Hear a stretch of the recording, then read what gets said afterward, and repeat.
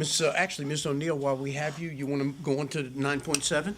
Well, yes, when we had the discussion on the purple line and the representatives here, the board had a number of concerns that we put forward, and there had been a number of sort of promises that were being made at the table, and the board felt very strongly and passionately that we develop an MOU, because by the time the purple line is done, that, some key players may not still be sitting at the table, and, it was better to hammer it out. And I'm appreciative that the one that's before us is for Sligo Creek and Silver Spring International, and I understand that the one for Rosemary Hills is still in the works. But I felt this was of particular importance that we pull it out, because we spent a lot of time that evening having the discussion, and everything from the retaining wall to student safety, both during the construction and after. So I didn't know whether you wanted to speak to it. Certainly, thank you. And absolutely, Mrs. O'Neill, building on the board's direction to really nail down the agreements that we could have around those issues, rather than just talk about them, really get some concrete language and some concrete agreement, was absolutely the right suggestion. And so we've been working very hard on that for several months since that conversation in February. I'd like to acknowledge that some of our partners that we've been working with, notably the Police Chief Tom Manger is here, Assistant Chief Russ Hamill, and also Jeff Enzer, who is with the Maryland Transit Authority. And we really have had just so many productive conversations around all the issues that you've mentioned, everything from construction and the integrity of the retaining wall and how that would be assured, to ongoing maintenance and responsibility for the different parts of the site over time, issues of concern to both the school and the surrounding community in terms of landscaping, finishes, and the aesthetic environment of the school site, and of course security being one of the major focuses of our discussions, both with the community, with the board, with the schools, and certainly prominent in all of those discussions. We have provisions in the MOU that relate to the security provisions during construction in terms of barriers, badging, separating the construction site from the school, and again have had really productive conversations about what we can say about the operations once the station is up and running, the participation of the county police, the state MTA police, as well as our own security, and again just being sure that the response will be there and be prompt and appropriate when the time comes for everyone to play their role in that future state. And so again, we really feel positive about the productive conversations we've had, really appreciate very much our work with our partners that joined us here to support this effort, and happy to answer any other questions. I would, before we go to Ms. Hartman-Faust, if our police partners could come and join us at the table, if there are any questions that you might be able to help us with. And our transit partner as well. Or any comments. Ms. Hartman-Faust. Yeah, I really appreciate this partnership, and as always, you are wonderful partners, and I know the safety of our students is all of your utmost concern. The community has been very concerned, as Ms. O'Neill has pointed out, why the MOU was necessary, about a number of factors, and I think the security pieces that have been integrated into the MOU, I think are really necessary and very important, and we really appreciate that. I just want to bring up some issues that the community has voiced in their concerns, and pedestrian safety, I think, is among the most the priority, especially in terms of Vision Zero and what our county has advocated for as far as pedestrian safety. They have already noted that it's very complicated topography there, as you well know. They're concerned about pedestrians, they're concerned about cyclists, they're concerned about the carpools, the cars that come through that area. They've noted that this is already a very unsafe corridor. There's lots of data about Wayne Avenue right now that this is unsafe. And so they want the current issues to be addressed along with potential addresses in whatever way we can. And there's speed cameras along there that have not been activated. And, that's something that we would like to see done right now, is get those speed cameras activated. Also, an ongoing review as the construction moves forward of the traffic patterns for Sims and for I'm going to say Silver Creek, Sligo Creek, the other creek, elementary school, as they come in and out, as the construction progresses. I think that's going to be something to continually review and try and work on. And as Ms. O'Neill pointed out about the noise, and you all pointed out, just, the traffic noises. In addition, when we get the station there's going to be station noises, and how we're going to protect the students from that, from those noises. And then also, just as we expand that street, will we be allowing crossing time? There's a signal there that you can press for crossing, and will there be enough time for kids to be able to get across? Then they also want specificity. Am I saying that right? Specificity. Yeah, right. They have the idea. Yeah, around crossing guards and a police presence. That's really important to them as well. So I know that you all are paying a lot of attention to this. If you have any comments on that, any of those issues, I'd be happy to take them.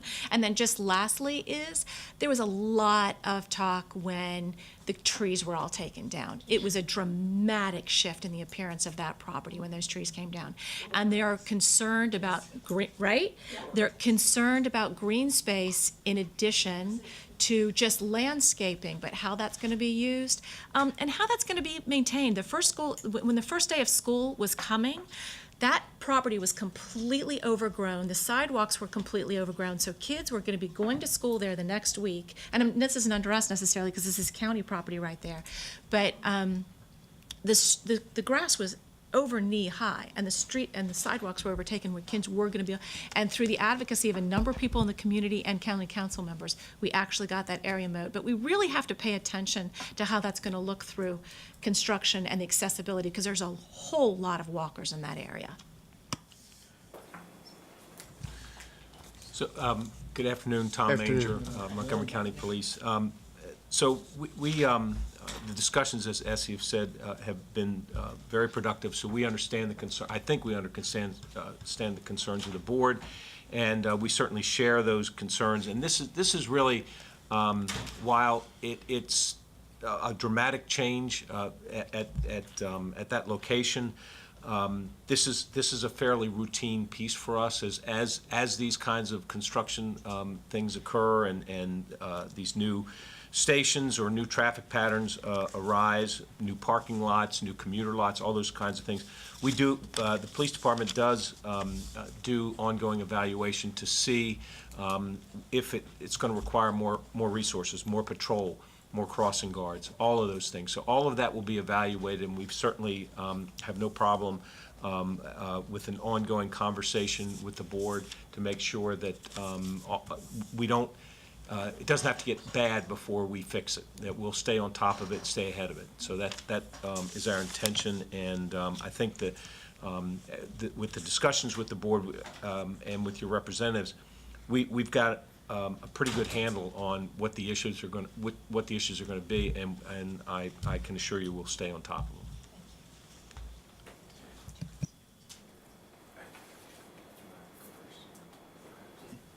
Well, thank you.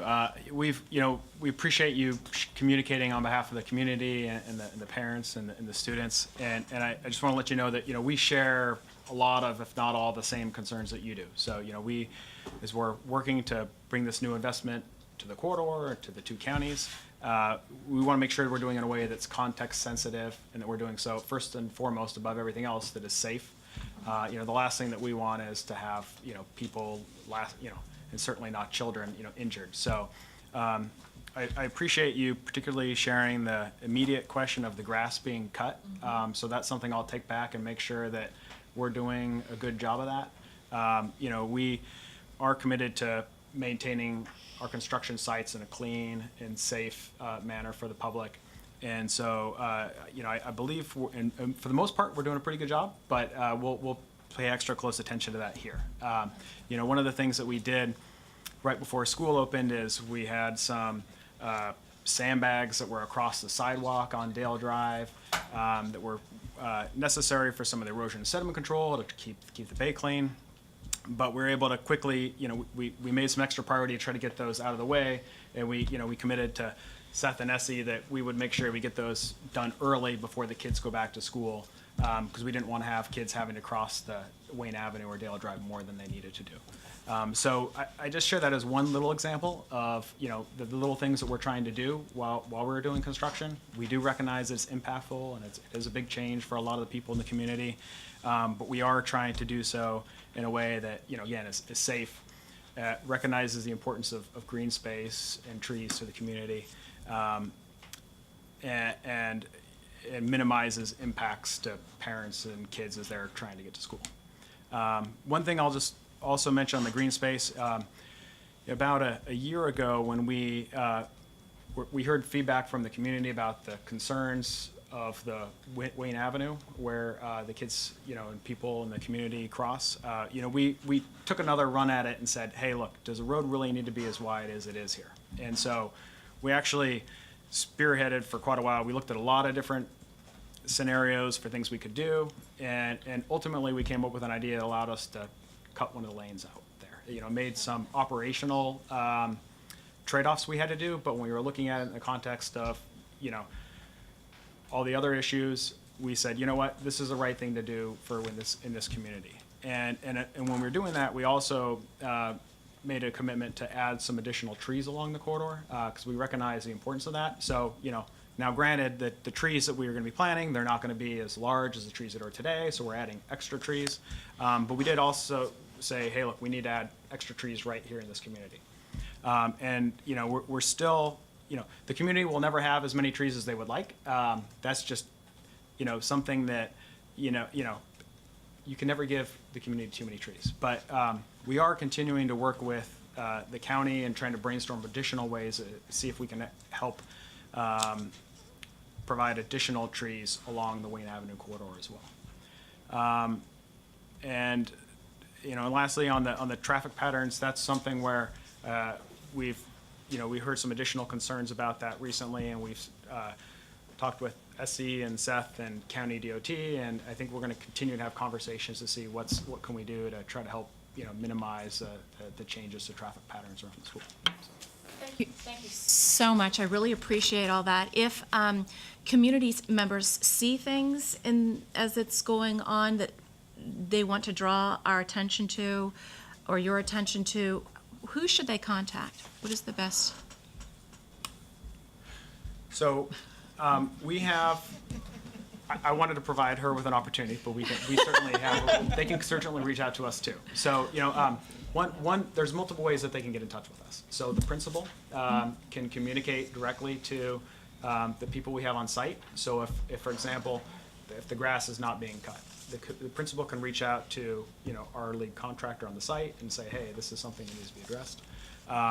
We also have a public outreach hotline, and there's email. So on the Purple Line website, there's a number of different ways that people can reach out to and voice concerns or provide us with suggestions for things that we can do better. And I will add that one suggestion that certainly the board discussed in February was that we do have that central point of contact, and we do, and we have established those points of contact. They are reflected in the MOU in terms of central points of contact for us to be working with the state, so that we have that person we can just call right away. We've got notifications for the principals, and also, of course, points of contact with our public safety partners as well. So we have formalized those communication lines for ourselves, and so anything that bubbles up to us from the community, absolutely we'll be prepared to handle it and respond. Well, that's very good to hear, because like I say, with the grass, I mean, it was a community member, Alan Bowser, who made a number of phone calls, advocated on social media. It took several days before that grass was cut, and it shouldn't, I don't think it needs to be that hard. I think we can do it better than that. Yeah. So thank you very much for your partnership on this, and we look forward to a good experience and positive experience. Ms. McGuire, as well as our police partners and folks from transit, we appreciate your involvement, and I suspect this will be an ongoing discussion for a good while. Thanks to. Thank you very much. Thanks to all of you for your time. I'm going to move 9.5 and 9.7. We have a motion to approve 9.5 and 9.7. It's been moved and seconded. All in favor? And that is unanimous. We'll now go into our discussion on the calendar. Thanks, Royce. Keep in mind, we are not voting today, so this is just for discussion purposes. And if we do have questions or comments, keeping an eye on the clock, I would hope we could keep them brief. Dr. Zuckerman, who's leading off here? I'm going to give Ms. McGuire the opportunity to talk with the board once again. And so, as you know, Ms. McGuire has been leading the calendar development effort, and we've been to Policy Management Committee twice now in July and then again in September. So this is our first chance to talk with the full board. Sure. The good news, if there is good news with the calendar, is that I hope that we're at a place where there's, just because it's our second experience with the governor's executive order, third experience with the governor's executive order, that there's just only so many ways that we can go, unfortunately, but there have been some developments, and so, but very much, a lot of this should look very familiar to you. So with that, Ms. McGuire. Thank you. And I'll just give a very sort of high-level overview of where we've been with the calendar this year, just to ground our discussion, and then we'll dive into the scenarios. So the calendar development this year has had a number of steps, and one of them was we did start with a comprehensive survey that the board voted unanimously last fall to ask us to undertake, and so we did conduct that this spring, and I'll go very briefly through some of the highlights of that in just a moment, since the Policy Management Committee has reviewed that thoroughly, but the board has not heard that in the fall. We then, of course, took our regular steps to convene an internal staff work group to develop some initial calendar scenarios, and had some focus group discussion with external stakeholders as well. And again, the Policy Management Committee has met twice, consistent with the policy, to review the survey and the scenarios. This is a flowchart graphic that just kind of again shows some of the steps and some of the stakeholder groups that we've worked with along the way. And this will be part of the materials that we post to the website once the board has concluded its discussion today. We'll be putting information on the website just to share with folks how we get to these decisions with the calendar. So again, this spring, we did launch the survey that the board requested.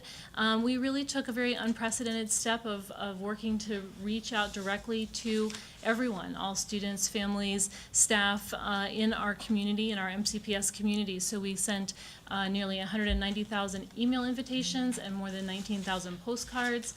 Surveys were translated into multiple languages, and in the end, we did receive 37,400 responses, and we felt that we really had a wide representation from, again, everyone that we reached out to in terms of parents, staff, students, and then we did also have just open to the broader community as well to be sure that we could catch everybody. And the purpose to the survey was really just to provide context for the board's discussion. It was to gather information about some of the relative importance of some of the various days that the school system might be closed and the relative impact of that on some of our families. What we did learn was that we really wanted to find out when students and staff might be absent from school. And so what you have here is just a brief representation of the days on which at least 10% of parents or 10% of staff reported that they would not attend school or have their children attend school. And again, the purpose was not to develop any kind of cutoff or any kind of magic number. This is just one representation. The full survey results are available on the website. And again, it's just context for the board's discussion. One of the really interesting and important things that we learned from the survey is that we wanted to find out, are folks aware of our policies for excused absences, our requirements that students be able to make up assignments and not be excluded from perfect attendance policies because of absences for religious observance. And it really, the survey showed to us that we do need to spend some more time being sure that our staff and particularly our families are aware of those policies. And and so that's something that we're working closely with our communications office to do, to really increase that outreach and also have it regularly throughout the year so that people don't have to hear it once and remember, but that we can again have ongoing dialogue about those practices. And staff too, absolutely, yes. Very important. And so, as Dr. Zuckerman said, the calendar parameters, we are in the third year of our experience with the governor's order, and so the first day of school for the proposed calendars will be Tuesday, September 3rd, 2019. That's the Tuesday after Labor Day. The last permissible day of instruction would be Monday, June 15th, 2020. And as I think folks are aware, the General Assembly did enact a law this spring allowing us to place contingency days after June 15th as needed, and this does give us a little more flexibility in our calendar development. We are still required to have emergency makeup days available to us within the school year as well as after the school year. So again, it does give us a little bit more wiggle room than we had last year with that, but it doesn't completely take that consideration away. This is just a brief overview. I'm sorry, go ahead. Dr. May I Smith. interrupt, Ms. McGuire? I just want to point out those 5 days can only be reactive days. They cannot be proactive days. I'm saying this for anybody who might be viewing this or the press. So they cannot be planned into the regular instructional program. They can only be planned after an inclement weather, because I get a lot of questions about that, and there's a lot of misunderstanding, misinformation about that. Yes. Thank you, Dr. Smith. Thanks. That's an important consideration. This is just a quick overview of the calendar parameters of the days that we are required to be closed by state law. And what we've done, again, working through our internal and external stakeholders and then having an initial conversation with our policy management committee, is we have 2 calendar scenarios to bring forward to the board today. They're very similar with a couple of key differences, and what I'd like to do is just walk very briefly through the general outlines of what those scenarios are, and then we can toggle back and forth between them and answer questions. So both scenarios do, again, have the first day of school the Tuesday after Labor Day, and the last day of school all the way up until that Monday, June 15th, 2020. Both of these scenarios do schedule non-instructional days that coincide with Rosh Hashanah on September 30th and Yom Kippur on October 9th. These dates are historically dates that the board has identified as a need for operational closures due to the potential for high absences and other operational considerations. And those dates were also supported by some of the information that we received in the calendar survey. Both of these scenarios also identified a need for an operational closure on Monday, December 23rd. And if you note that orange day on the December 23rd, beginning on December 24th, we are mandated by the state to be closed between the 24th and January 1st. And so theoretically, that December 23rd could be an instructional day, but I think it's safe to say that we had a universal opinion in internal and external stakeholders and pretty much anyone we talked to that that would be a very challenging day to operate school. And so both scenarios do schedule an operational closure and a non-instructional day on that Monday. Both scenarios do maintain a full non-instructional day between the semesters at the end of the second quarter, and this was a practice that we've had the last couple of years and was spoken to by our high school, our secondary colleagues who just indicated again that need for a break between semesters as things change over, and so we were able to include that full day here. In this scenario, you see it on Monday, January 27th. Both scenarios include early release days, 1 in each semester, which are required by the contract, and they generally align with interims.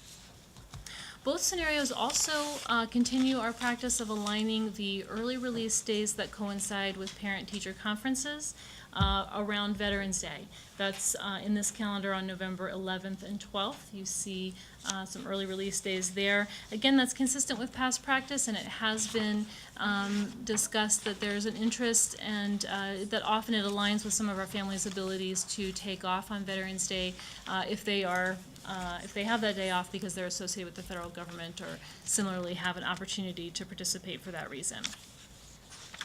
Both scenarios have 182 instructional days. That's the same number of instructional days that we have had in our last couple of calendars. And then just to describe briefly the differences, the primary differences between these two calendars. Scenario 1 is similar to the calendar that we had last school year. It schedules 4 non-instructional days for spring break in addition to the 2 mandated closures. And so in this one, we have what we had traditionally known as a full spring break. Results in 10 days, that's 6 non-instructional days plus 2 weekends. As a result, this calendar also then returns to a practice of having early release days on the end of quarter days. So that's a half day to maintain the day of instruction and a half day to allow some time for teacher planning and grading at the end of quarters. And again, that's a practice that we began in the 17-18 calendar, and it occurs again in this current school year, the 18-19 calendar, to try to balance that need for planning time within the constraints of the calendar. The primary difference then, flipping briefly to scenario 2, actually has the same spring break as we have in this school year upcoming, which is to say that it's a shorter spring break that only takes off 2 non-instructional days in addition to the mandated closures. That winds up being 6 days. It's 4 non-instructional days and 1 weekend. And what this calendar then represents is returning to the practice of having a full day at the end of quarters, a full non-instructional professional development day at the end of quarters. And so here you see those green days in this calendar are full non-instructional days as opposed to the early release days in scenario 1. So again, this is a practice that we had been able to achieve prior to the governor's order. In the last 2 years, last year and this year, we had moved to the half day at the end of quarters. But these 2 scenarios really represent sort of the alternatives between those 2 ways of modeling those days. One more note, and then I'll open to questions. Both scenarios do identify the first 2 days of spring break as possible makeup days for inclement weather. Again, please keep in mind that while we do have that flexibility to extend the school year, we have to identify the possibility of days to make up during the school year as well. And so in this scenario 2, it's that Wednesday and Thursday, April 8th and 9th. Flipping back to scenario 1, it would be the Monday and Tuesday, the 6th and 7th. In addition, we look at the possibility of having makeup days on some of those other professional days as well.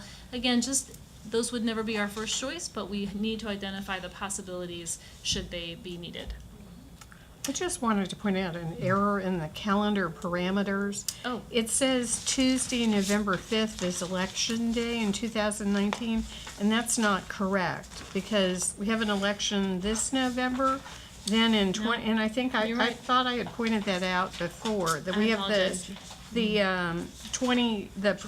presidential primary Yes. is tentatively in April, but there won't be in 19, there won't be an election day. It'll be So- in 2020, the following school year. I apologize, Mrs. O'Neill, you are right, and I think in our translation of days that had gotten carried over incorrectly. However, it is represented correctly on the calendars. So Okay. it's incorrect in your memo, it's correct on the screen. Okay. And yes, so that April 28th day that's orange, that's the primary day that you're referring to. Right. And if you note on these calendars, that November day is not highlighted. So I apologize, that's an error in your memo, you're correct. Yeah, But the calendars, as represented here, are yeah, I correct. just thought anyone who's just reading this or the memo would be. Yeah, thank you. And I just wanted to point out that when it came to the Policy Management Committee, we did not make a recommendation of one calendar. We brought forward to the full board both scenarios, and we also are not taking action today because we felt that it needs to be out there in the public domain. There's a lot of interest about our school calendars, and so the policy says we don't have to take action until December, but by tradition, most years, except the first year with the governor's executive order, we've taken action, almost all my 20 years in November. So this will be out for public comment, and we've already started getting emails about people favoring one scenario Right. over another. In addition to putting it out on the web for public comment, we'll also be sending, after today's meeting, the calendar options to our associations and unions for their comment as well, which I think will be very helpful just as a part of the process. Okay. So there are just a couple of other Sure. points I wanted to point out. Is that okay? Or Yes, do you ma'am. wanna- Okay, thank you. So I did want to remind everyone as well that we actually have two processes going on. And my colleague Deanne Collins is here if there are any specific questions about Innovative Calendar that people would like to ask. But at its September 25th meeting, the Maryland State Board of Education did review and approve our waiver request for the Innovative School Year Calendar. And this will enable us to have the calendar start earlier than the Tuesday after Labor Day for two elementary schools, Arcola and Roscoe Nix Elementary Schools. And that waiver approval is for those two schools and for the 19-20 school year. Again, there's a very dedicated team of central office staff that's continuing to work with our school-based administrators, the leadership teams, parents, staff, and really engage those communities around what's next for that programming and implementation. And just a couple of notes about, again, to remind us of the waiver we requested, was to have the first day of school be Monday, July 8th. The Innovative School Year Calendar will have 210 instructional days. The quarters will be about 52 days in length. And an important note is that between the September 3rd and June 15th timeframe, the Innovative School Year Calendar will mirror the same structure as the traditional school year calendar. And so what we will do is bring those two calendars together to you. As Mrs. O'Neill said, the board is not taking action today. This is intended to put this information forward for your consideration as well as the public's, and we will continue those processes, ultimately bringing back both calendars to you for approval. The one couple of areas that may differ would be in the placement and the number of early release days, parent conferences, other instructional features, and in addition, the Innovative School Year Calendar may end earlier than the traditional year. But any decisions the board makes regarding operational closures or spring break or anything like that, those structures will be mirrored. We won't have differences there. As Dr. Zuckerman was saying, after today's discussions, we will absolutely be we'll be reaching out to all of our sectors of our community, the associations, the public, reaching back out to staff as well and families to just be sure again that people can have this information, have an opportunity to provide comment, and really be able to engage with the calendar information as we continue these processes forward.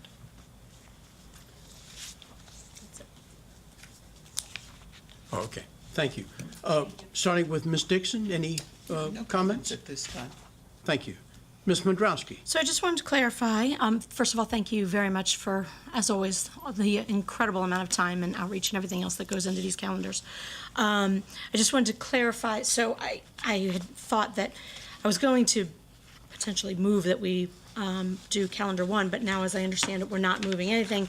So we're putting both of these out for public comment, and then when they come back, we'll make a recommendation to move one of them forward, correct?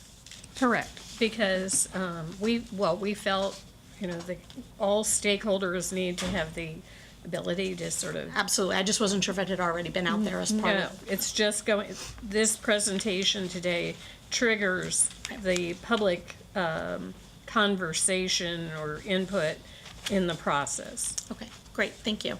Yeah, I'm obviously very supportive of scenario one, but I appreciate everybody's work and the time that goes into this very complicated situation.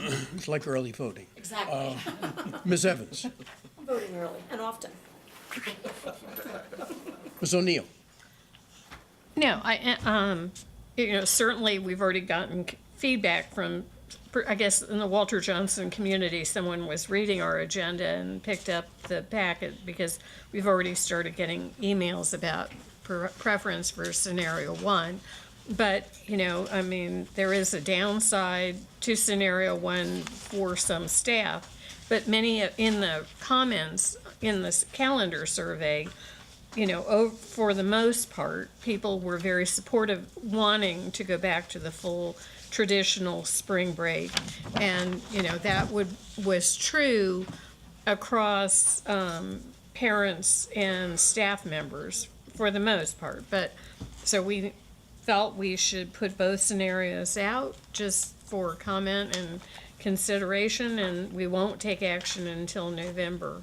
The other thing, at the Policy Management Committee, I had asked, about, we had comments about Eid and Lunar New Year and how those dates fall in this calendar sequence. I think they fell on Saturdays. Is that not correct? And So yes, our, at this time, the information that we have available about when some of those dates that have been requested and discussed by the board fall, largely they do fall outside of the instructional timeframe. Eid al-Adha, for example, is likely to fall in August, and Diwali appears to be falling on a Sunday, Lunar New Year on a Saturday, and Eid al-Fitr also on a Saturday. I would just caution that, again, that's information that's available now, and because those are generally lunar dates, they can change, and we have had that experience in past years. But at this time, based on the information that we have available to us, that's how those dates appear to be falling. Okay, thank you. Dr. Daka. Ms. Ortman-Faust. Just had a couple of quick questions. I had a parent ask how many parents and students were on the calendar committee this time. And so the past couple of years, we've done a little bit of a different two-step process. We've had sort of an internal work group of just folks to get the nuts and bolts expertise of a calendar together, and then we moved to public focus groups. So we don't have one committee structure the same way that we had a few years ago, and when we had, again, our first initial conversations with stakeholders, we absolutely included MCCPTA, as well as our minority advocacy groups and our student leaders. The student member of the board, Ms. Tadakanda, gave us some names to participate. So we reached out in that way, and we'll continue to reach out in all the discussions that we have going forward. But we're really trying to, again, just broaden our outreach approach, so there's not one committee. It's really a little bit of a broader experience. And then the last is folks question having a half day on the last day because they question how many students are actually going to come to the last day of school as a half day. So it's On a Monday. So the issue of having a last day on a Monday was one that definitely has been discussed in a number of, in all of these forums that we're talking about. I think generally the sense was that while, as you're pointing out, the last day of school on a Monday could be challenging, people felt generally that it was not sufficiently challenging to warrant taking away a non-instructional day opportunity elsewhere in the year, because keeping in mind that if we didn't hold school on that Monday, we would need to find somewhere else to put that day of school during the year. And as you've seen, there aren't all that many choices. So then we would be, again, making trade-offs with spring break or whatever else we have to work with. So that was generally that decision. It being a half day is our longstanding practice on the last day of school. And again, just kind of gives everybody that last day sign-off opportunity for other things that happen on the last day of school. But that's been our longstanding practice. Thank you. Thank you. Ms. Tadakanda. Yes, just a couple of comments and then a quick question. So I wanted to talk back about, at the beginning of the presentation, we were talking about the religious holidays and the policies with regards to perfect attendance and things like that. And I just wanted to emphasize that one of the things that maybe needs to be reiterated to staff across all of our schools is also that if we aren't off on school on a particular religious holiday, but that holiday is being celebrated, then as long as that's communicated with the teachers or the teacher or the teachers, if you're in middle or high school, then you can be excused to submit assignments late and things like that. And so some teachers are surely willing to do that, but they're not necessarily aware that there is set ground rules around that. So just some sort of communication that ensures that all of our staff members are aware of that, so that students, even if they, have school, if they are going home in the evening to celebrate, or, they're doing something early in the morning the next day, then they can be excused to submit homework the following day.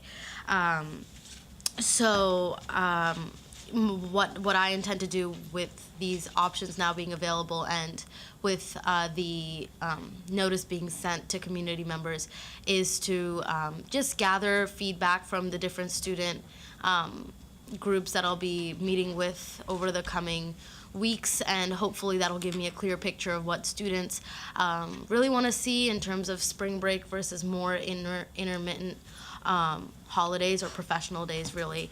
And that will be the basis of my decision. I completely agree on the December 23rd, the decision in both scenarios to eliminate that day because it's a Monday and the chances of students coming to school would be very slim. I also think that the days between semesters do have a very specific benefit, not only for our teachers because they need that time to, tie up loose ends and, make sure they're ready for, in high school, a whole new group of students to come into their classes, but also for students to just take that nice mental health day and a longer weekend between, the end of a semester, which is always proves to be stressful. So I just wanted to clarify one thing. So for the makeup days that are indicated in the calendar, so my understanding is that they would be used if we used up all the built-in days before that day comes. Yes. Okay. So remember that Montgomery County Public Schools programs 182 instructional days, and we do that because we value instruction and having that additional time. The state requirement for the minimum number of days is 180, and so yes, we do have built in a little bit of makeup time that way.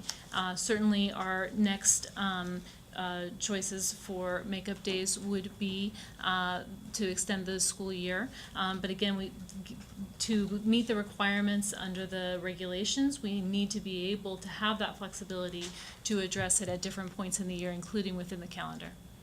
Dr. Smith. So I'll give you a scenario.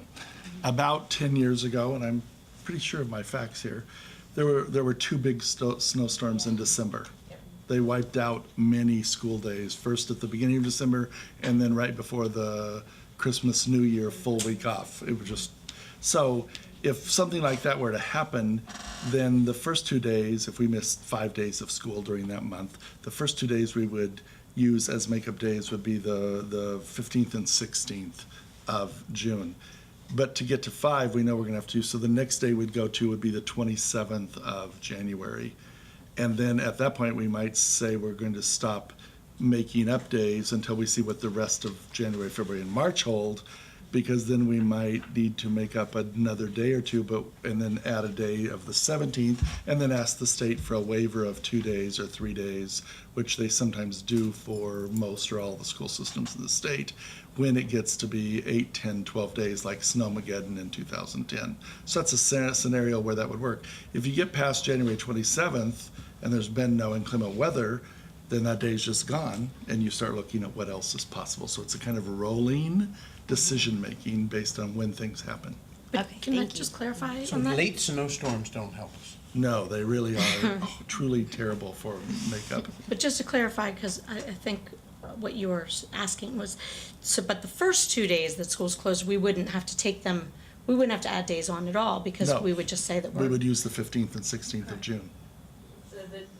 Oh, oh, Excuse me, I'm sorry, 12th and 15th of June. I just looked at the two colored. Friday. so you're saying if we Friday don't night. have any snow days, those 2 days would be closed? No, they're instructional days. Those are instructional days. But we go beyond what the state requires.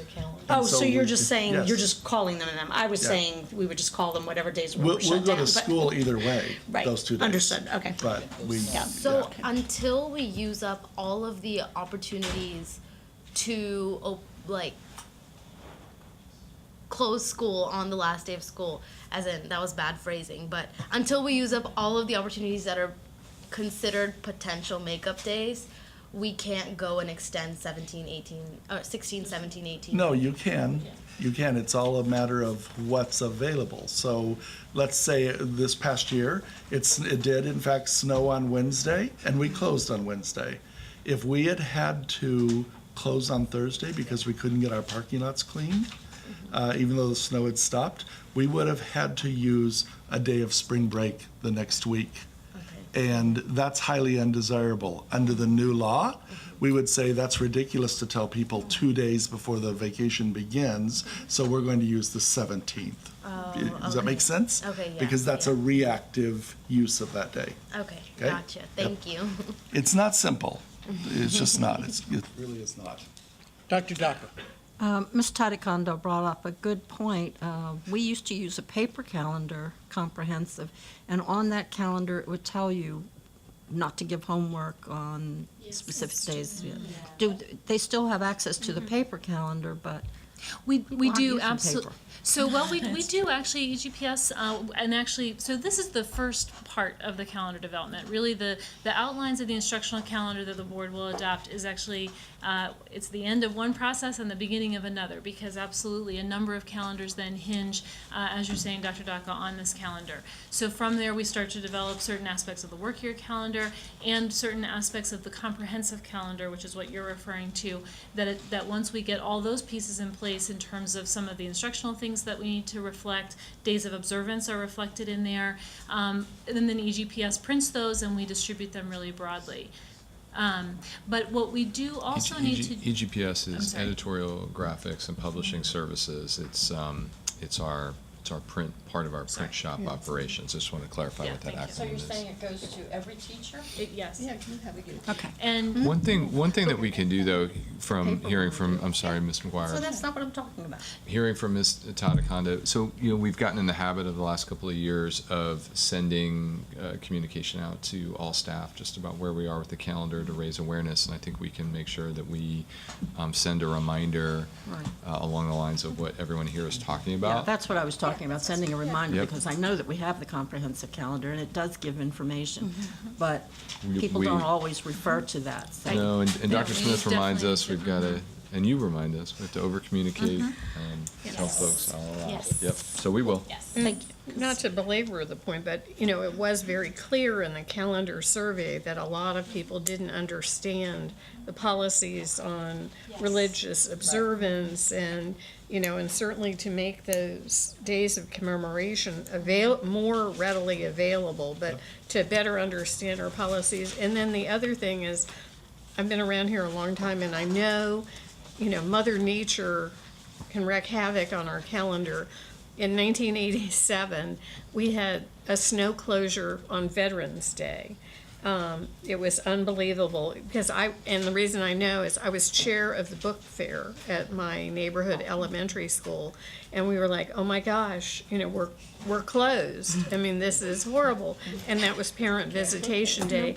We've also used with Isabel, Hurricane Isabel, we were out almost an entire week because we didn't have power at our schools and Snowmageddon. So you've got to build in, Right. and then cross your fingers that Mother Nature doesn't do her thing. Very brief. Yeah, very briefly. I just want to thank you for, I'm kind of reiterating on what everybody's saying about the importance of, when I joined the board 6 years ago, I think at least the first 2 years that I was on the board, we all had a lot of conversations about not just saying that kids can be excused for holidays, but making sure staff understood that it doesn't count against them for a perfect attendance thing, and not just being allowed to make up work, but for teachers to excuse work, because the point isn't to have kids to have to do double the work the next night. So when possible, I know it's not always possible, but I just wanted to just kind of remind us, because it has been 4 years since I feel like really worked on this issue, but I don't think people really understand that. And there is a difference between just saying you can turn it in late and saying, you know what, don't worry about that assignment. It was just a homework assignment. And we agree totally. And again, that was one of the areas that we absolutely are taking to heart and really wanting to reach out in a wide variety of ways to be sure that both our staff and our families and students really understand those dynamics, as you're saying, because there's a lot that goes into it. People need to be aware to avoid assignments. That's also one aspect of it, as well as, again, these other adjustments that we're talking about. So we really are working to really communicate that frequently and differently than we have. Thank you. Just wanted to reiterate. Brief. Yes, just a quick comment. So I just had a quick conversation over notes with Mr. Turner, and we're exploring the possibility of potentially just sending a summary of these two scenarios to the student email addresses like I did with other communications, and allowing them to provide their feedback on that, just because I want to make sure that, their voices are reflected in our final discussion on this issue. So I just wanted to get that up. Point well taken. Ms. McGuire, thank you. We moved you twice on today's calendar and then had you streamline the presentation. So appreciate all of your work. Item number 10 are items of information. If anybody has comments or questions on 10.1, construction progress, legal fees 10.2, or update on contract awards. Seeing none, we have future closed session resolution 11.1 and 11.2, previous closed session. If we could have a motion to move in block. Second? Been moved and seconded. Those in favor? And that is unanimous. Do we have any new business items from board members? Seeing none, we also have an informational summary of our September 24th meeting. If we could have a motion to adjourn. Move adjournment. Second? Been moved and seconded. All in favor? That is unanimous. We are adjourned. Thank you, everyone, for a productive meeting.